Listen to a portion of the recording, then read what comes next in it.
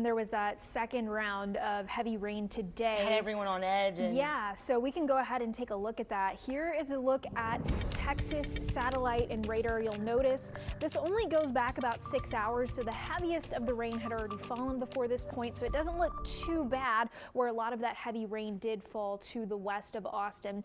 But heading in a closer look here, there was a moderate flood risk for yet another day added. So yesterday there was one for kind of this area, and then today that got expanded again, but the heaviest rainfall fell just to the north of that. And you can see this little pocket right here just to the east of San Saba had over 12 inches of rain estimated by radar. That's what that yellow color is. So lots of rain again falling up towards the hill country and over into West Texas. We've been a lot quieter here in the coastal bend today. A couple of showers popped up, but overall very quiet down here in South Texas. And as I mentioned earlier, as that line of storms kind of kept coming closer and closer to us, you see a lot of it fizzling out with the loss of daytime heating into this evening. Temperatures, though, still pretty warm. Speaking of heat, in the 90s around the coastal bend, but we feel like we're in the triple digits. So let's walk you through this week's upper level forecast. We're not expecting a lot of rain chances heading into the next couple of days, an isolated shower tomorrow,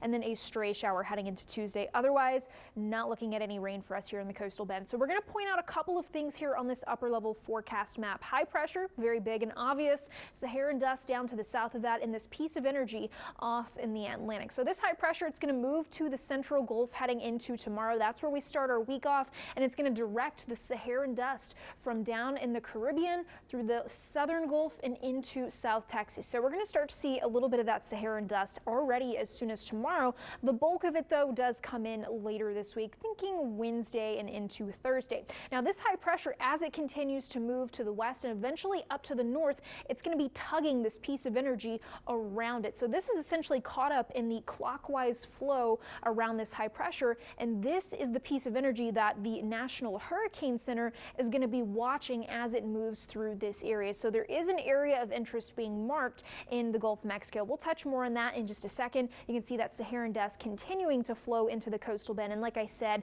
looking like Wednesday is going to be when we see the thickest part of that plume coming into the coastal bend. So as this high pressure sits over the southeast, that's going to continue to tug this piece of energy into the northeastern Gulf. This is some of the warmest waters in the Gulf at this point. We're also continuing here on Wednesday to see that Saharan dust come into the coastal bend. Now, as this high pressure, it's going to slowly be moving back towards the west as this bigger high over here is going to shove it all to the west. So that means that this little piece of energy, it's getting shoved a little bit further west than yesterday's models looked at. So there's two different types of models that we consider. There's deterministic, which is this. It's just one run, or ensemble models. You can kind of think of them like a spaghetti plot where there's a lot of different options, but it's one model just being run over and over with a lot of different pieces being put into it.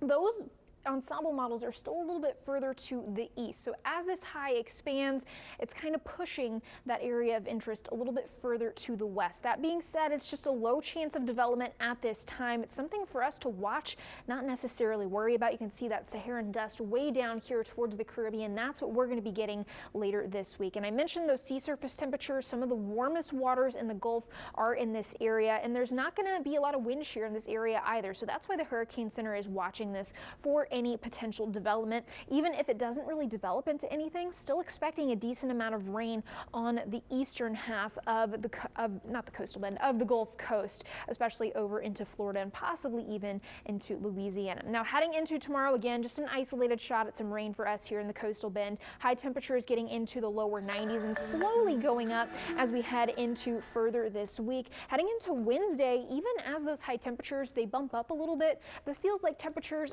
aren't going to change all that much because that's the Saharan dust coming in.